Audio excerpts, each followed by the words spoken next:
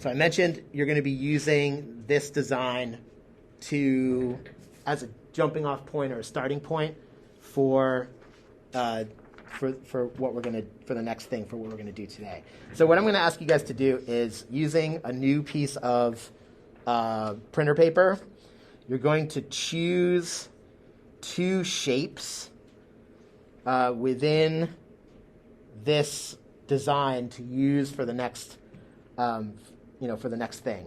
So there's a lot of similar shapes in here. Like I've got all these loops, and a shape would be any closed line path, right?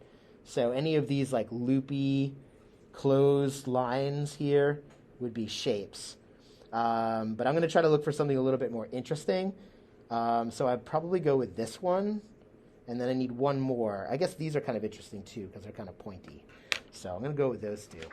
So I'm going to take this paper and I'm going to place it down on top and trace it. And if you want to use the light box or you want to use the window like you did last time. So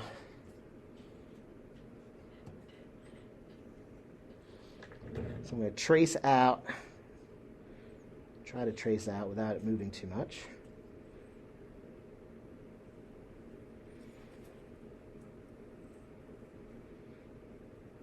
All right, so there's one shape.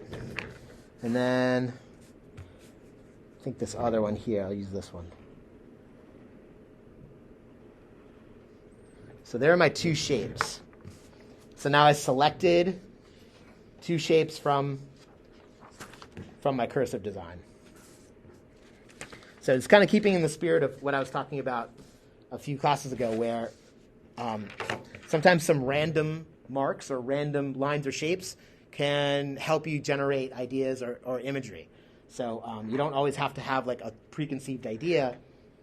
You can kind of take something and then you can modify it or distort it or manipulate it, and you could turn it into something else. So that's what we're going to do with this. So I'm going to take these three shapes, and now I'm going to two shapes, and now I'm going to come up with three different square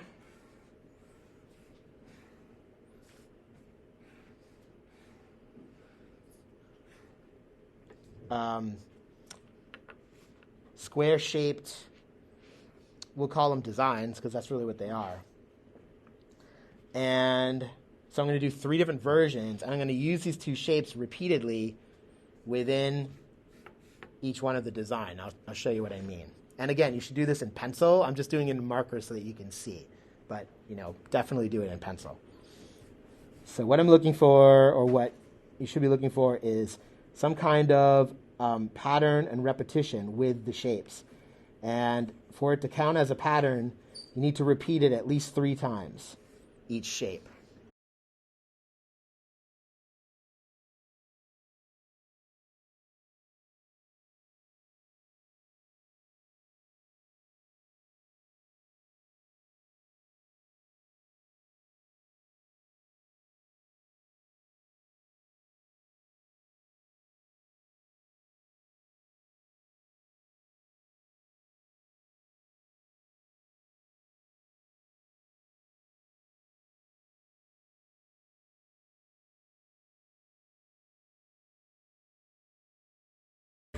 And if you want to do more, you can do more. Like sometimes you kind of get in the rhythm of it, and it's fun to just keep going.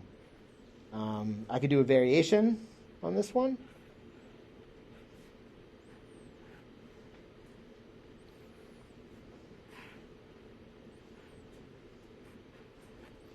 Do something different on the inside. Maybe do it like this. Okay. So, it's just it's design, right? It's design is, playing around with different lines, shapes, colors, elements, and coming up with something that's interesting to look at. So, it doesn't have to be, like I said, it doesn't have to be a set idea. You don't have to set out with, I'm going to create this. You can, you can play around with something that's random and then come up with a design. All right. How's everyone doing so far? So far, so good? Still with me? Okay. So that's kind of like the first stage of this process. And then the other thing I'd like you guys to try to do today is start playing around with some color schemes. Okay, so here we go, color schemes. So we'll start with some basics. So you guys have probably, I'm sure, seen the color wheel before. You've probably done color wheels in the past, right? So all color schemes are derived from combinations of these groups of colors. So you've got your red, your blue, and your yellow, which are the primary colors. And those are like the starting block colors, basically, like the colors that make all the other colors. Then you've got orange, green, and purple. Those are the secondary colors. So those are like the direct combinations of the primaries. For example, blue plus red will give you a purple. Then you've got your tertiary colors. So those are going to be the combinations of the secondary and the primary. So we'll stick with the purples here. If you take your purple, which is your secondary, and you mix it with red, you're going to get a red-purple, right? Okay, so there's 3 tiers of color, right? Primary is first, secondary is second, and tertiary is third. All right, so a little review probably, but that is necessary for understanding color schemes. All right, so then if you scroll down, and I'm not going to go through all of these with you guys. You can access these on the Google Doc and look through them. But on each page, there's a different color scheme. And there's more color schemes that are on this document, but these are just the ones that you're going to use for this project. So the first one's analogous. So we did analogous a little bit with that exercise sheet. So analogous colors are colors that are next to each other, colors that are analogous. So they mix well together, kind of like rainbow colors. And then I gave you some examples. So each color scheme has what technically the color scheme is, and then an example of how that color scheme's used. So like this Jimi Hendrix poster has analogous colors, and it shows you which colors are here. So it's using red, purple, red, purple, red, orange, orange, and red, and yellow, orange. It's actually, there's actually 5 colors involved here. So. All right. And then it keeps going. So then this one's complementary. So this is the one I'm going to use to color in one of these color schemes to show you guys what you're going to do for the next piece of it. So I'm going to use complementary colors. Let me switch back to the camera view.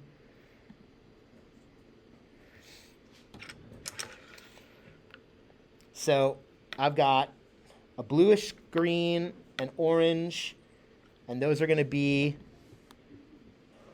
2 of my complementary colors, and those are colors that are opposite from each other on the color wheel. And then because I want to have a third color in here, I'm going to add in a neutral, which is a gray. And then what I'm going to do is I'm going to assign colors to the shapes in my first design. Actually, no, I'll do this one because this one seems to be mostly about contrast with the shapes inside the other shapes.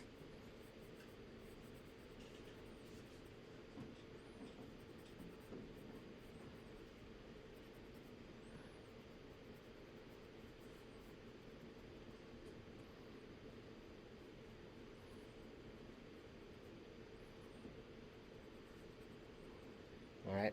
So there's one shape, and then I'm going to use orange to do these teardrop shapes.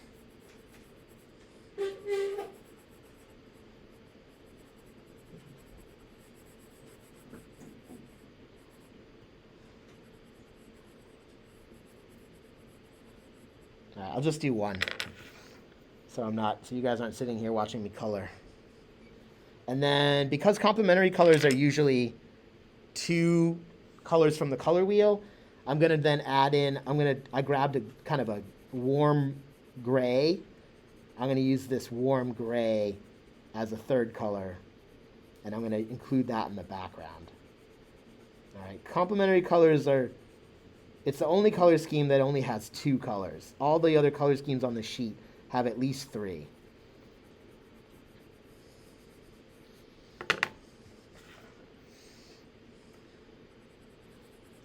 Okay, so then I would keep going and I would keep filling this in. Okay, and then after that, maybe I'll go back to my Google Doc and I'll pick a different color scheme and a different set of colors to do for the other designs. So this one's going to be, this one's complementary. All right, maybe for this one I'll do analogous. There's double complementary. If you check the Google Doc, you'll see what that is. So maybe I'll do double complementary for that one, and then this one down here, I'll do warm colors for this one. All right, and if you go through the document, you'll see examples and other color schemes that you can use. I think there's 4 total. Yeah. Basically 2 big steps. The first thing you're going to do is pick some shapes from your cursive design. And then you're going to come up with some patterned thumbnails where you reuse those shapes within the thumbnails. Use each shape at least 3 times in order to make it a pattern. Okay, so a pattern is when a shape is used 3 times. At least 3 times. 3 times or more. Okay? And then, second big thing you're going to do is you're going to look at that Google Doc with the color schemes, and you're going to decide on some color schemes that you want to use, and then play around with color schemes on your thumbnails in colored pencil. All right? Just to get a little bit of feel for color theory and how color is going to work within your designs.